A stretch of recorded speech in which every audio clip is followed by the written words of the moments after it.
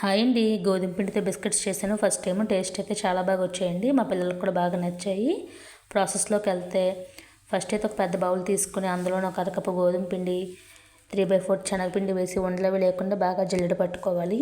అందులోనే ఒక టేబుల్ స్పూన్తోనే బొంబాయి రవ్వ, చిటికెడు సాల్టు, అర టీ స్పూన్ బేకింగ్ పౌడరు, అర టీ స్పూన్ బేకింగ్ సోడా వేసుకోవాలి.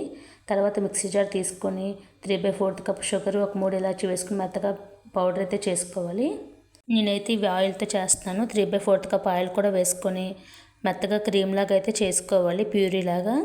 ఈ విధంగా క్రీమ్ చేసుకున్నాక ఇందాక చెప్పిన పిండిలోకి ఈ క్రీమ్ వేసుకొని గులాబ్ జామ్కి ఎలాగైతే మనం ముద్ద కలుపుతాం అలాగే కలుపుకోవాలి. ఎక్కువ ప్రెజర్ అయితే చేయకూడదు. ఎక్కువ ప్రెజర్ పెట్టామంటే బిస్కెట్స్ అవి అయితే హార్డ్గా అయిపోతాయి. ఇది అలా మెత్తగా కలుపుకున్నాక ఒక 10 నిమిషాలు అయితే దీనికి రెస్ట్ ఇవ్వాలండి. ఇదిగోండి ఈ విధంగా సున్నుండలాగా అయితే సున్నుండ ముద్దలాగా ఉంటుంది కదా, అలా వస్తుంది. 10 నిమిషాలు రెస్ట్ ఇచ్చిన తర్వాత మళ్ళీ తీసుకొని చిన్న చిన్న బాల్స్ లాగా అయితే ఒత్తుకోవాలి. నేనైతే ఒక 12 బాల్స్ అయితే చేశాను. ఇవి ఇలా బాల్స్ చేసుకున్నాక ఇడ్లీ రేకులు తీసుకొని అందులోనే గీ అయితే అప్లై చేశాను.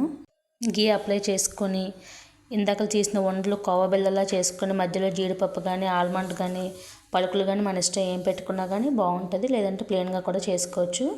ఇలా చేసుకుని నేనైతే ఇవైతే ఒక 3 ప్లేట్లు అయితే చేసుకున్నాను.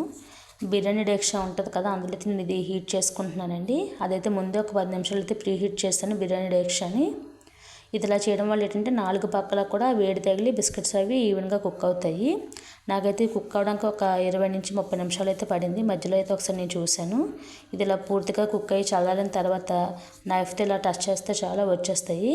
మా పిల్లలకైతే ఈ బిస్కెట్స్ అయితే చాలా బాగా నచ్చాయండి. మా హస్బెండ్ కూడా బాగున్నాయనేసి అన్నారు.